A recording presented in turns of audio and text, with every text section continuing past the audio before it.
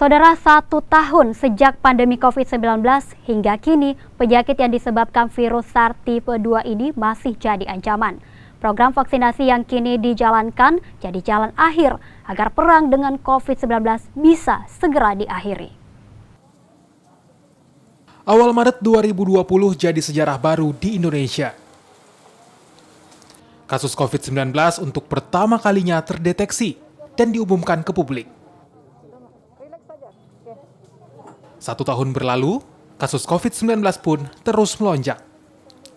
Angkanya kini telah lebih dari 1 juta kasus dan kemungkinan besar masih akan bertambah. Penerapan protokol kesehatan dilakukan sebagai langkah awal memerangi virus corona tipe 2 itu. Hasilnya memang tak sempurna, namun setidaknya bisa menekan laju COVID-19 agar tidak semakin mengganas. Di awal tahun 2021, program baru pun diambil dengan memulai vaksinasi nasional.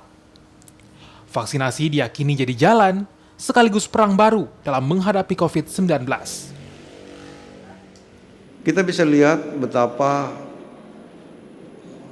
akhir-akhir ini kasus COVID terus naik.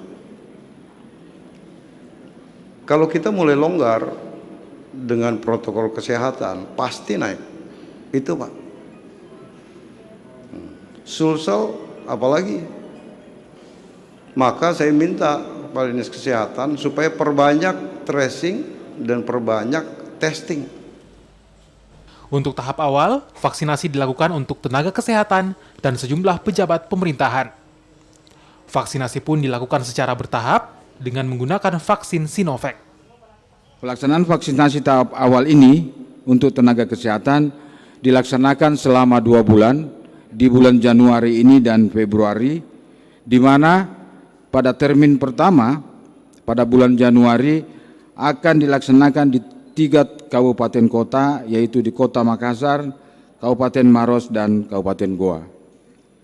Sementara termin kedua di bulan Februari akan dilaksanakan di 21 kabupaten kota yang sisa.